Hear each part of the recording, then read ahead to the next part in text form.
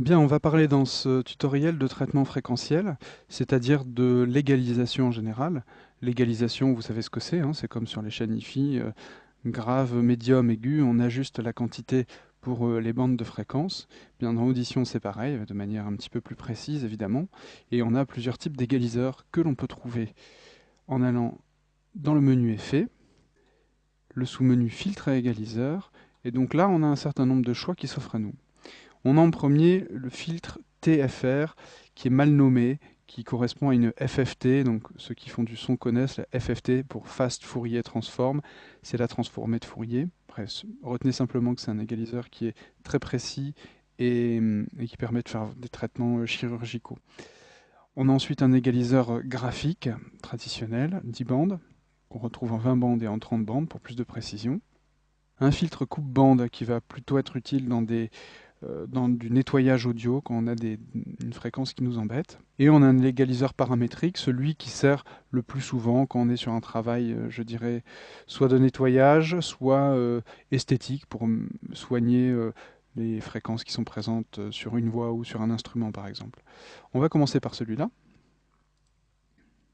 Je vais vous expliquer un petit peu l'interface, rien de bien sorcier pour ceux qui ont déjà utilisé un égaliseur. Sur l'axe horizontal, on a l'axe des fréquences, 20 Hz à 20 000 Hz.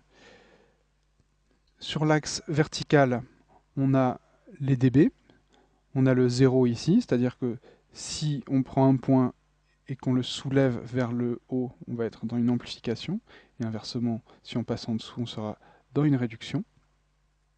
Pour chaque point, on peut modifier la fréquence. Vous voyez la fréquence qui diminue ou qui monte ici, d'où son nom paramétrique, puisqu'on peut paramétrer les fréquences sur lesquelles nos points agissent. Et on a la possibilité d'activer un filtre passe haut ici à gauche ou passe bas. Comme leur nom l'indique, le filtre passe haut va laisser passer les aigus et donc exclure les graves. Là je l'ai activé, on voit bien qu'il exclut les graves. Et je peux même régler sa pente, c'est-à-dire l'atténuation par octave. On a 24 dB par défaut, mais on peut monter sur des valeurs plus importantes, comme 48, ou au contraire plus douces. C'est la même chose pour le passe-bas, qui laisse passer les fréquences inférieures à la fréquence de coupure de 18 000 Hz ici par défaut, mais que évidemment je peux modifier soit ici, soit directement sur le graphique. Admettons par exemple que je veuille faire un effet de voix radio, c'est-à-dire comme si c'était passé sur un petit haut-parleur avec pas beaucoup de graves et pas beaucoup d'aigus. À ce moment-là, je peux utiliser justement mes filtres. Mon filtre passe haut avec une pente peut-être un petit peu plus importante, comme ceci. Mon filtre passe bas également, je vais le bouger. Et puis disons que je vais augmenter par exemple les hauts médiums autour de 700-800 Hz. Là je vois que la pente de mon filtre est peut-être pas assez forte, donc sur le point 3 que je visualise ici, je vais changer le Q, la largeur. Voilà, je peux l'augmenter ou la diminuer. Plus je l'augmente, plus il est précis, plus je le diminue, plus il est large. Voilà. Une fois que j'ai fait mes réglages, ou même pendant que je suis en train de les faire, j'ai évidemment la possibilité. Ceci est un enregistrement déclenché avec le... Alors là j'ai une saturation parce que j'ai trop poussé les médiums. J'ai la possibilité d'écouter évidemment. Ceci est un enregistrement déclenché avec le... Voilà. Et si le résultat me plaît, je n'ai plus qu'à faire appliquer. Et c'est effectivement mon fichier est traité. Là je vais faire CTRL Z parce que le traitement n'était pas approprié, j'ai une saturation. C'était pour vous montrer le fonctionnement du filtre paramétrique. On va passer avec un autre égaliseur. On va prendre celui qu'on devra appeler filtre FFT, celui-ci. Donc vous voyez qu'on a une réduction qui peut être très très importante, hein, qui va jusqu'à moins 90 dB. Donc il suffit pour l'utiliser d'ajouter des points manuellement. Clic gauche sur la ligne. Ensuite on prend ces points et on les déplace.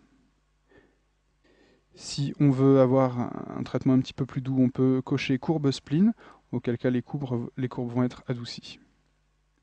On peut mettre autant de points qu'on veut pour obtenir des effets que l'on veut. Je vous conseille d'utiliser ce filtre quand vous voulez retirer des éléments du signal. Par exemple, si vous voulez enlever vous avez un bruit de fond qui est dans les basses, bon, ça pourrait être une bonne option pour le retirer. Enfin, je vais vous montrer les égaliseurs graphiques qui ne vont pas vous poser de problème. 10, 20, 30 bandes, ils ont tous un degré de précision différent. Voilà, tout simplement, vous avez les fréquences qui sont affichées là-haut. Et ensuite, vous avez un petit potentiomètre qui vous permet de monter ou de baisser la fréquence dans une amplitude de 25 dB, plus 25, moins 25. Sachant que vous pouvez changer la plage ici si vous voulez plus de précision, au contraire quelque chose de plus doux.